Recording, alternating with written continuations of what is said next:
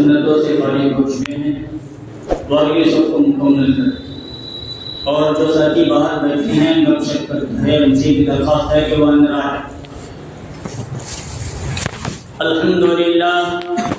الحمدللہ نحمده ونستعینه ونستغفره ونؤمن به ونتوکل علیہ ونعوذ باللہ من شرور انفسنا ومن سیئات اعمالنا، من يهد الله فلا مضل له ومن يضلله فلا هادي له، ونشهد ان لا اله الا الله وحده لا شريك له، ونشهد ان سيدنا ومولانا محمدا عبده ورسوله صلى الله عليه وعلى آله واصحابه وبارك وسلم تسليما كثيرا كثيرا، اما بعد فاعوذ بالله من الشيطان الرجيم، بسم الله الرحمن الرحيم، الا ان اولياء الله لا خوف عليهم ولا هم يحزنون، وقال النبي صلى الله عليه وسلم، من عادى لي وليا فقد آذنته بالحرب، او كما قال عليه الصلاة والسلام، صدق الله العظيم وصدق رسوله النبي الكريم، رب اشرح لي صدري ويسر لي امري واحلل عقدة من لساني يفقهوا قولي۔ ایک مرتبہ نبی اکرم صلی اللہ علیہ وسلم پر درود شریف پڑھ لیجیے۔ اللهم صل على محمد وعلى آل محمد كما صليت على إبراهيم وعلى آل إبراهيم إنك حميد مجيد، اللهم بارك على محمد وعلى آل محمد كما باركت على إبراهيم وعلى آل إبراهيم إنك حميد مجيد۔ محترم بزرگوں اور عزیز دوستوں، اللہ تبارک و تعالیٰ کا احسان، اللہ کا فضل اور اللہ کا کرم ہے کہ اللہ تبارک و تعالیٰ نے ہم تمام کو جمعہ کے دن نماز جمعہ کے لیے اپنے گھر مسجد الفجر آنے کی توفیق نصیب فرمائے۔ جو باتیں کہی جائیں اللہ تعالیٰ ہم تمام کو ان تمام باتوں پر عمل کرنے کی توفیق نصیب فرمائے ہیں اور قیامت کے لیے ذریعہ نجات اور ذریعہ مغفرت بنائے۔ اردو کا یہ کون سا مہینہ ہے؟ ربیع الاخر،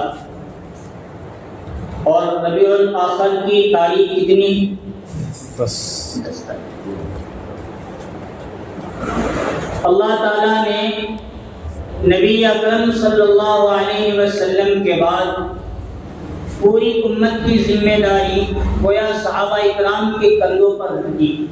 نبی نے دین صحابہ تک پہنچایا اور پوری دنیا حضور مکہ چھوڑ کر مدینہ چھوڑ کر کسی مقام پر نہیں، غزوات میں گئے، پھر آئے دنیا کے کسی کونے میں، یکسمبا میں، چپڑی میں، بیلگام میں، کرناٹک میں، مہاراشٹر میں، انڈیا، دوسرے ممالک میں حضور نہیں آئے۔ جو دین اللہ نے حضور پر مکمل کیا وہ دین رسول اللہ صلی اللہ علیہ وسلم نے امت کے پہلے افراد تک، حضرت ابو بکر صدیق سے لے کر آخری جو صحابی تھے ان تک پورا کا پورا دین پہنچایا، سکھایا، سمجھایا، خود بھی عمل کیا اور صحابہ اکرام کو بھی عمل کرنے کے لیے ترغیب دی اور صحابہ اکرام نے بھی کیا۔ حضور کے انتقال کے بعد جب صحابہ حضور کے پاس تھے، پورا دنیا کا میدان تھا ان کے پاس، یہاں جا کر ہمیں جو اللہ نے دین مکمل کیا ہے وہ دین آگے تک پہنچا دیا۔ حضور نے صحابہ کے کندھوں پہ وہ ذمہ داری دی۔ صحابہ اکرام نے پوری دنیا کے الگ الگ کونوں میں جہاں جہاں اللہ نے چاہا وہاں پہنچ کر صحابہ اکرام نے دین کی تبلیغ کی اور دین کو پھیلایا۔ اب صحابہ اکرام کے بعد تابعین پر یہ ذمہ داری انہوں نے بھی کیا، اس کے بعد تبع تابعین پر، غوث، قطب، ابدال، اولیاء اکرام پر، یہ سلسلہ در سلسلہ دین کی تبلیغ اور دین کے کام کی ذمہ داری اللہ تعالیٰ نے دی۔ اور جو ہم سے پہلے زمانہ آج سے مدارس کا زمانہ آج سے 100-150 سال تھا، لیکن جتنا آج ہے اتنا نہیں تھا۔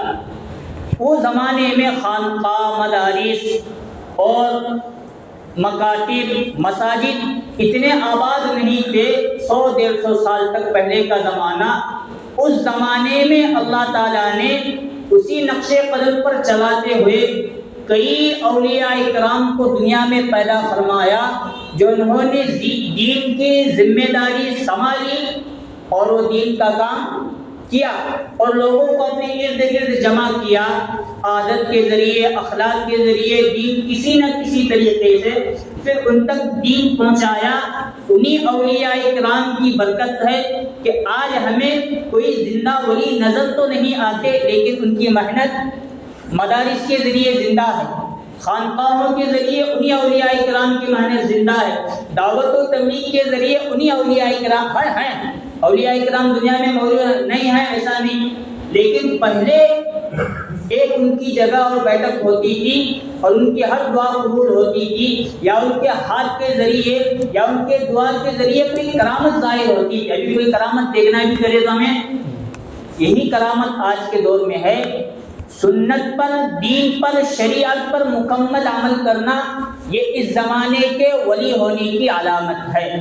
اور یہ بات مانو کہ اگر کوئی بندہ نہ نماز پڑھتا ہے، نہ روزہ رکھتا ہے، نہ زکوٰۃ دیتا ہے، نہ حج کرتا ہے، سنت نام کی کوئی چیز نہیں، اور لوگوں نے اسے دیو مانوس سمجھ لیا ہے یا ولی سمجھ لیا ہے، تو یہ لوگوں کا دھوکہ ہے۔ آج ہماری ولایت کیا؟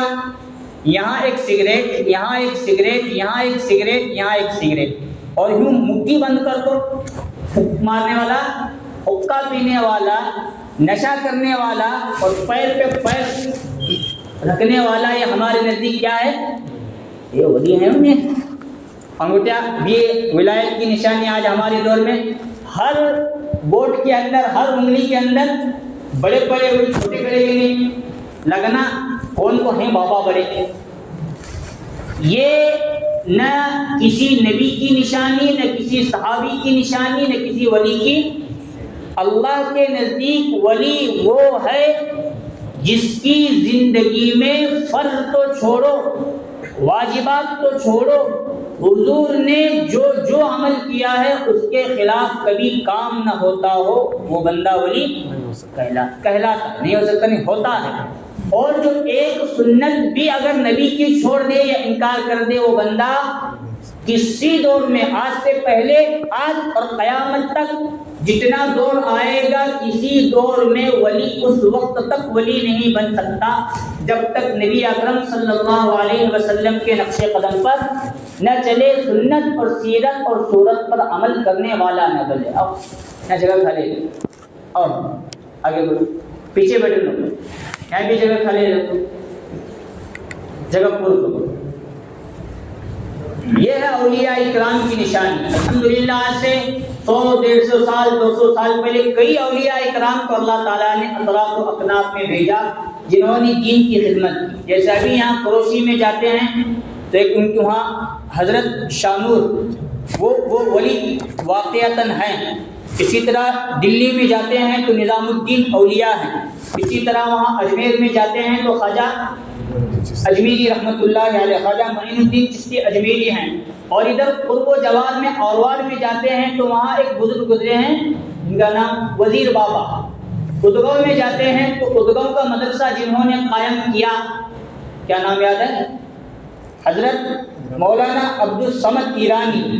وہ ایران سے نکل کر یہاں اللہ نے ان کو بھیجا تھا۔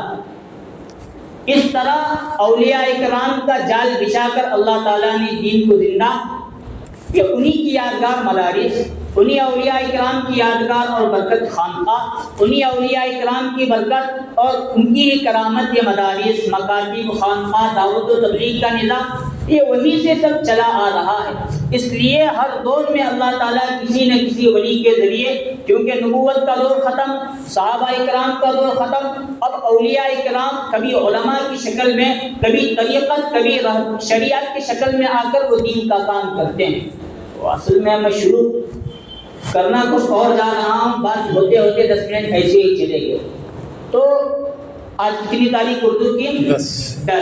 اور 11ویں تاریخ کو حضرت پیرانی پیر شاہ عبد القادر جیلانی کی کیا مناتے ہیں ہم لوگ؟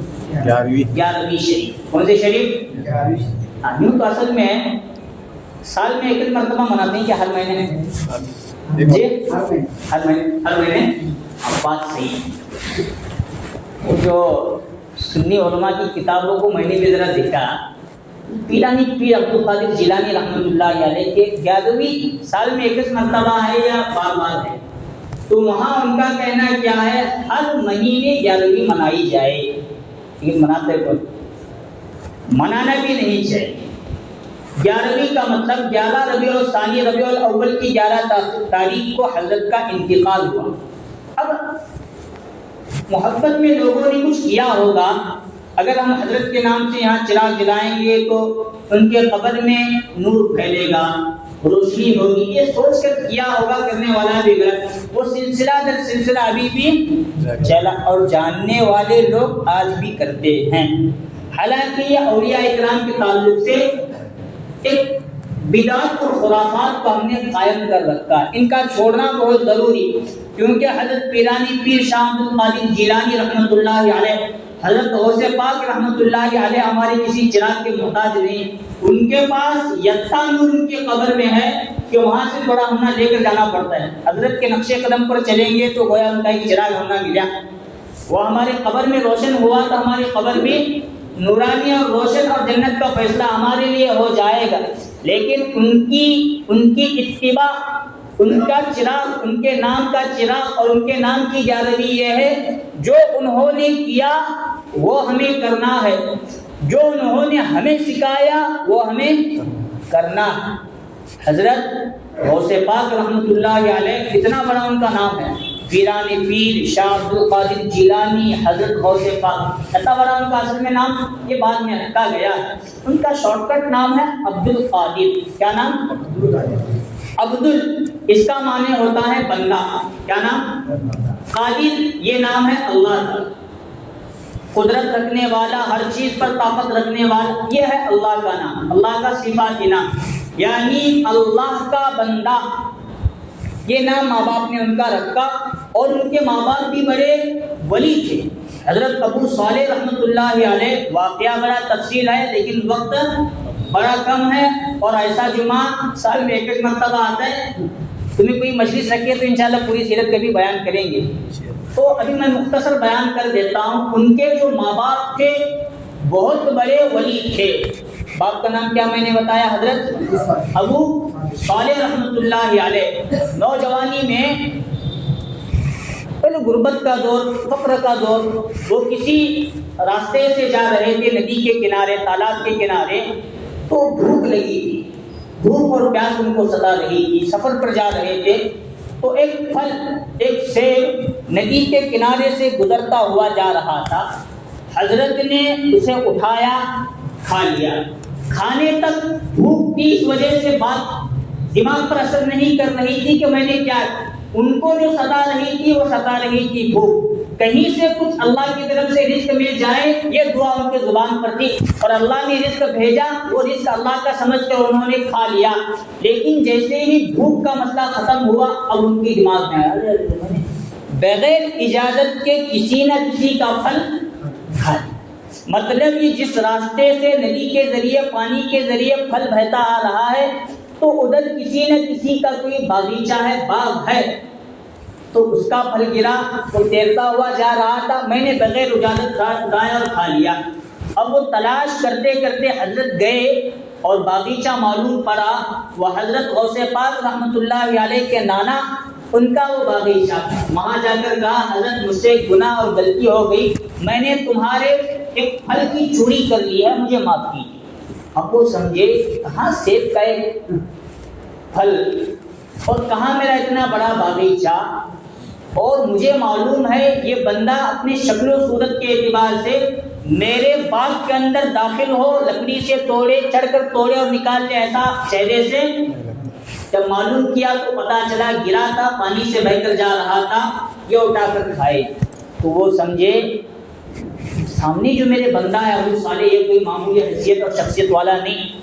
اب ان کے لیے کوئی اور انتظام کریں گے. تو انہوں نے کہا میں معاف کرتا ہوں لیکن میرے اسی باغیچے کو کئی سالوں تک تمہیں یہاں پانی پہنچانے کھیتی کرنا ہے نہیں. اگر یہ شرط منظور ہے تو معاف کرنے کے لیے میں، اور اگر یہ شرط منظور نہیں تو تم اپنا راستہ میں اپنا راستہ، لیکن میں معاف کرنے والا. اور ہمیں کہتے ہیں سب کچھ، یتیموں کا مال ہمارے پیٹ میں، غریبوں کا مال ہمارے پیٹ میں، بیواؤں کا مال ہمارے پیٹ میں، مساکین کا مال ہمارے پیٹ میں، مدارس کا مال ہمارے پیٹ میں، خانقاہوں کا مال ہمارے پیٹ میں، مساجد کا مال ہمارے پیٹ میں، وقف کی پراپرٹی کا مال ہمارے پیٹ میں، سب کچھ ہمارے پیٹ میں جا رہا ہے. درگاہوں کا مال سب کچھ جا رہا ہے، لیکن ہمیں ڈکار تک لینے کے لیے تیار نہیں. اور وعدہ ہمارا کیا؟ جمعہ تو جمعہ ہمیں نماز پڑھتی پوری دنیا میں ہم سے بڑا کوئی مسلمان نہیں. عید سے عید ہمیں نماز پڑھتے ہم سے بڑا کوئی ولی نہیں دنیا میں، غوث پاک سے بڑا ہمارے لیے کوئی نہیں. ہمیں تو اللہ معاف کرنے والا. ایک حضرت سے غلطی ہوئی، آخرت کی تیاری، قبر کی تیاری میں معافی لینے کے لیے گئے. نانا نے اور ان کے سسر نے یہ کہا معاف کرنے کے لیے تیار ہوں لیکن یہ شرط ماننا پڑے گا. جتنے سال کی مدت ٹھہرائی گئی تھی اتنے سال تک انہوں نے باغ کو پانی دیا، اور مدت مکمل ہونے کے بعد جانے لگے تو کہا اور ایک شرط پر میں معاف کروں گا، میری بیٹی ہے، لنگی ہے، لنگڑی ہے، ایسی ہے ویسی ہے، سب کچھ عائد گنوائے، اس سے اگر تم نکاح کر لو تو معاف. انہوں نے کہا اگر معافی اس پر بھی ملنے کے لیے تیار ہے تو میں یہ بھی کرنے کے لیے. وہ جو لڑکی تھی وہ بھی ولی تھی، ہر اعتبار سے پاک تھی، لیکن انڈی تھی اس اعتبار سے کہ انہوں نے کسی کبھی غیر محرم کو نہیں دیکھا تھا.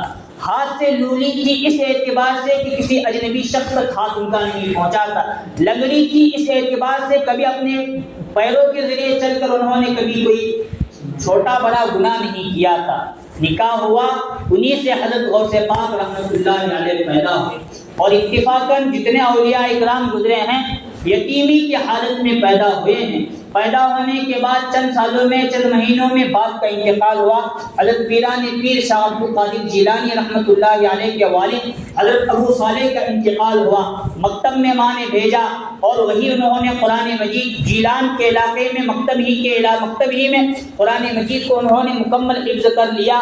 اور جب بات آئی قرآن مجید کو سمجھنے کی، پھر دین و شریعت کی سمجھ کو لوگوں کو سمجھانے کی، تو انہوں نے اپنے ماں سے کہا یہاں تو عالمیت کا کوئی نظام نہیں، میرے مکتب کے استاد نے مجھے حفظ پڑھایا ہے. جیسے آج ہمارے یہاں دارالعلوم دیوبند کا نام ہے، اس طرح بغداد کا مدرسہ نظامیہ بہت بڑا مدرسہ تھا، اور وہاں عالمیت کی، افتاء کی اور دیگر تکمیل کے لیے وہاں جانا پڑتا تھا. گیلان سے بیٹھ کر وہاں انہوں نے اپنے ماں حضرت فاطمہ سے یہ کہا مجھے بغداد جانا ہے اور وہاں جا کر پوری تعلیم کو دین حاصل کرنا ہے.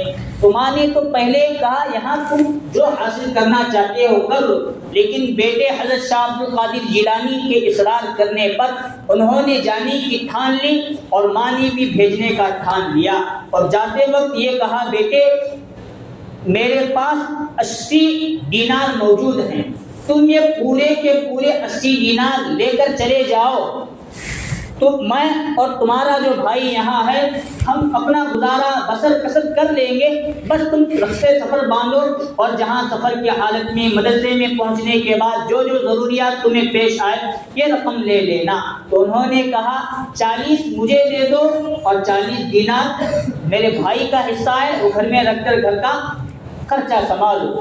تو ماں نے 40 دیے اور بغل کے ایک حصے میں ایک قصہ بنا کر وہاں سی دیا. اور ماں نے جاتے وقت بیٹے کو نصیحت کی بیٹا عبد القادر جیلانی کچھ بھی ہو جائے تمہاری جان پر بھی آ بنے، لیکن زندگی میں کبھی جھوٹ کیا نہ بولنا. اور ہمیں ہمارے بچے کیا تعلیم دیتے ہیں؟ تب کی نہیں گیا تھا پہلے تو مولانا لگا دے تو کیا انہیں جھوٹ بولتے ہیں. ماں باپ بیمار رہتا ہے، بچہ کو بھی بول کو لگا دیتے ہیں، وہ مکتب کے بچہ کو بھی اور اپنے بیٹے کو بھی، بچہ بیمار ہے تو بول جاؤ، اگر بیمار رہتا ہے تو جا کے وہ سگریٹ پھونکتے رہتے ہیں. ہماری حالت یہ تو ہمارے بچے تو بچے، ہم لوگ بھی کوئی یوتھ کے دھلے ہوئے نہیں.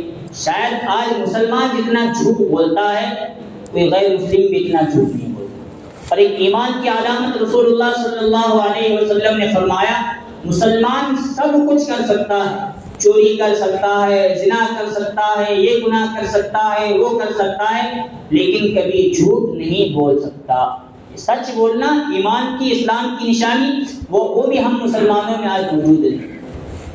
حضرت غوث پاک رحمۃ اللہ علیہ تشریف لے گئے سفر پر۔ اب جو قافلہ بغداد کی طرف جا رہا تھا، اسی قافلے میں رہ کر اپنا سفر جاری کیا، اور وہ جو ماحول وہاں کا تھا، کئی جگہوں پر ڈاکو، چور، لٹیرے موجود ہوتے تھے۔ اس قافلے کو ڈاکوؤں نے لوٹ لیا۔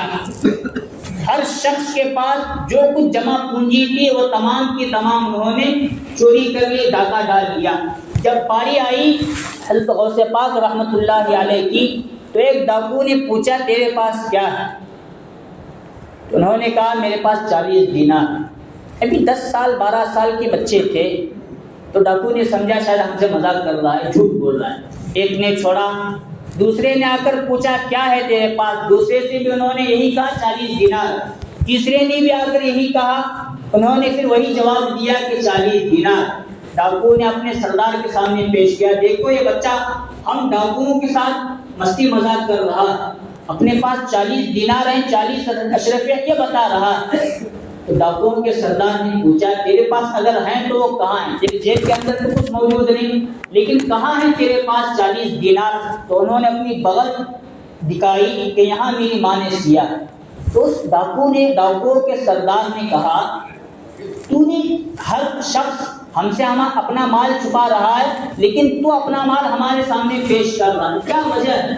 اسے چاہتا تو جھوٹ بول کر چھپا سکتا تھا، تو کیا وجہ ہے کہ تو اتنی سچی بات کر رہا ہے؟ حضرت پیران پیر شاہ عبد القادر جیلانی رحمۃ اللہ علیہ نے فرمایا کہ میری ماں کی نصیحت ہے، اگر تیری جان بھی جائے تو کبھی زندگی میں جھوٹ، بس جو ماں کی نصیحت ہے، ماں نے جو مجھے تعلیم دیا ہے، اسی لیے میں کہہ رہا ہوں کہ میرے پاس مال ہے، میرے پاس مال نہیں ہے، میں جھوٹ بولنے کے لیے تیار۔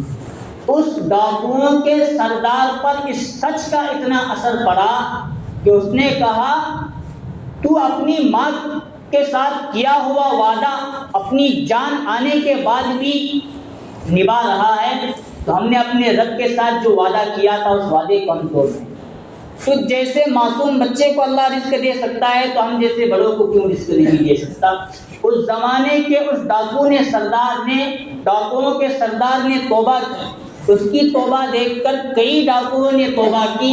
آگے علماء کرام اور سیر کی کتابوں کے اندر موجود ہیں، علماء لکھتے ہیں جتنے ڈاکوؤں نے سب سے پہلے حضرت پیران پیر شاہ عبد القادر جیلانی رحمۃ اللہ علیہ کے ہاتھ پر توبہ کی تھی، وہ ایک زمانے کے بعد اولیاء کرام، بڑے بڑے اولیاء اور بڑے بڑے ولی بن کر دنیا سے تشریف لے گئے۔ اصل میں کمال جہاں حضرت پیران پیر شاہ عبد القادر جیلانی رحمۃ اللہ علیہ کا ہے، یہی کمال ان کی ماں کا بھی ہے۔ ماں اگر یہ کہتی کہ بیٹا جھوٹ بول لینا، اس نے کیا دیکھا ہے؟ شاید وہ اولیاء نہ بنتے، وہ کبھی ڈاکوؤں سے توبہ نہیں کرتے۔ جہاں حضرت پیران پیر شاہ عبد القادر جیلانی رحمۃ اللہ علیہ کی اتنی بڑی ایک کرامت ہے، وہیں ان کی ماں کی کرامت ہے کہ انہوں نے ایسے بچے کی تربیت کی اور ایسے بچے کو پیدا کر کے امت مسلمہ کو دکھایا اگر تم سچائی پر رہے تو آج بھی غوث پاک رحمۃ اللہ علیہ جیسے اولیاء اکرام پیدا ہو سکتے ہیں۔ اور بغداد میں تشریف لے گئے، وہاں جا کر حضرت پیران پیر شاہ عبد القادر جیلانی رحمۃ اللہ علیہ نے علم دین حاصل کیا اور وہی پلے اور وہی بڑے۔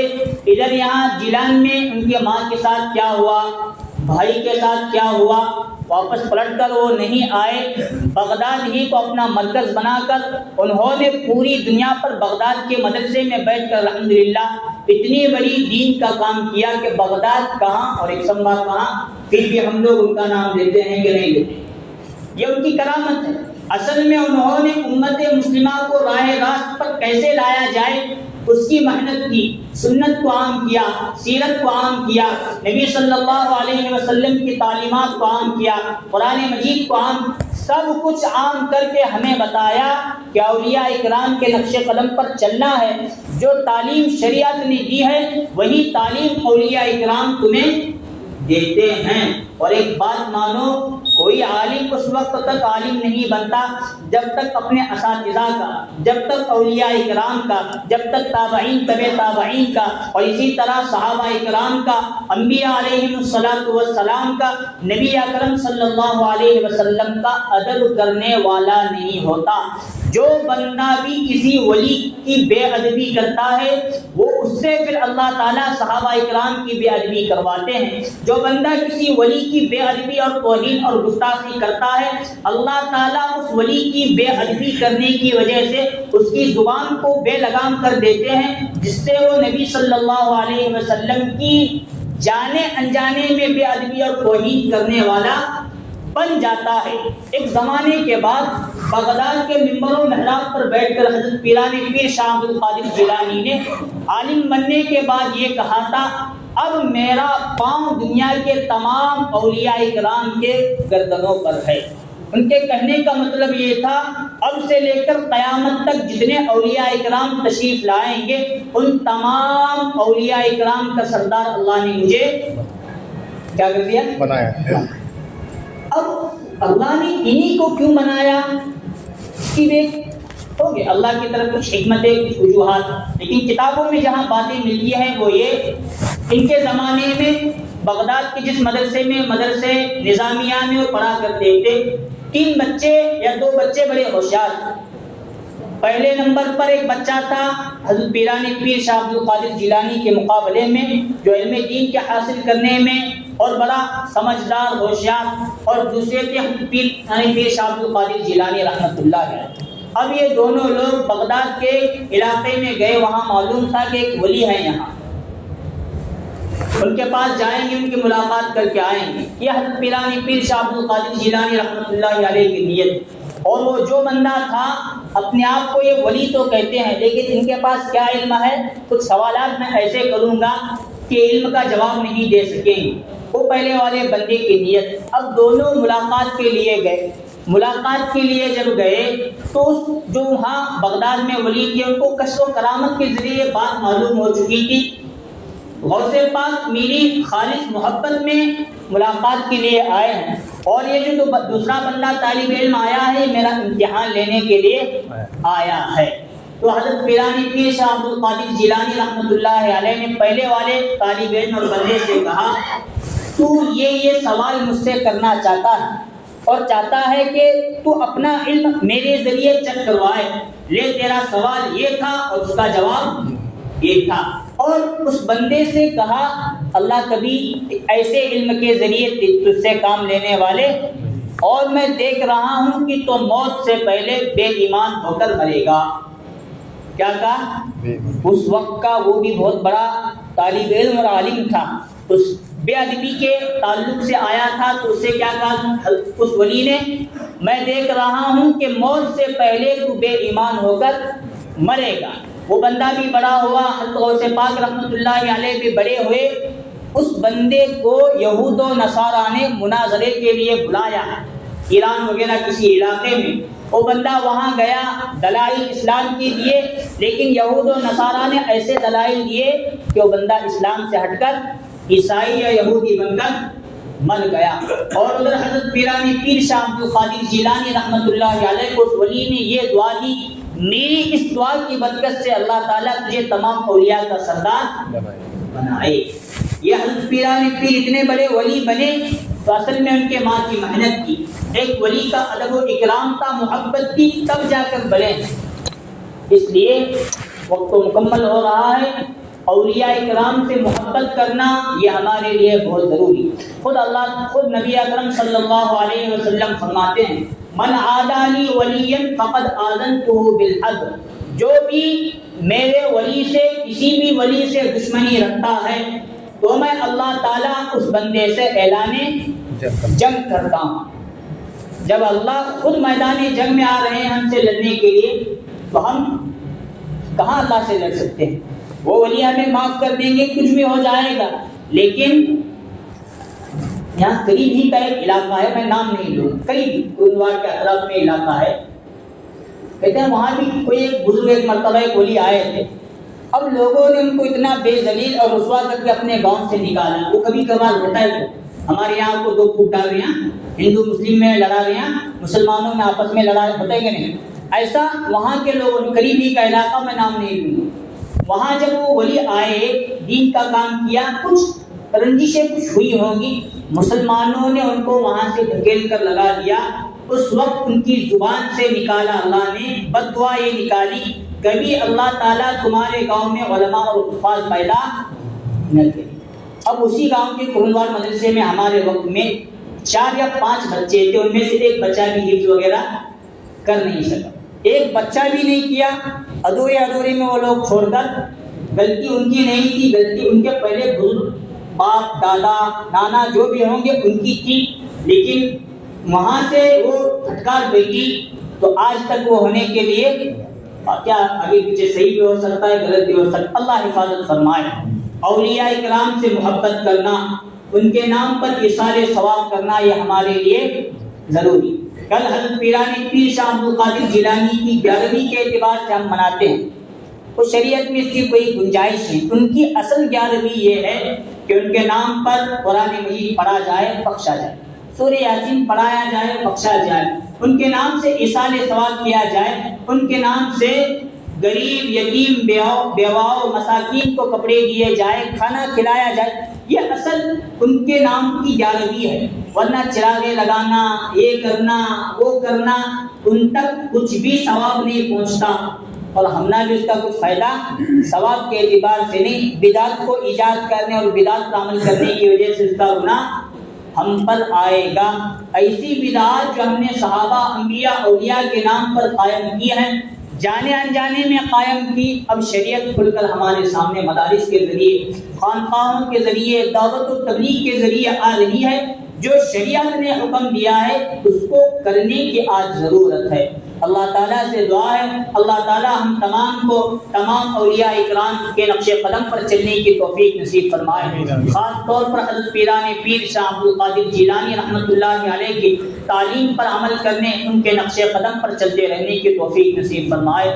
آمین وآخر دعوانا الحمد للہ رب العالمین۔ یا اللہ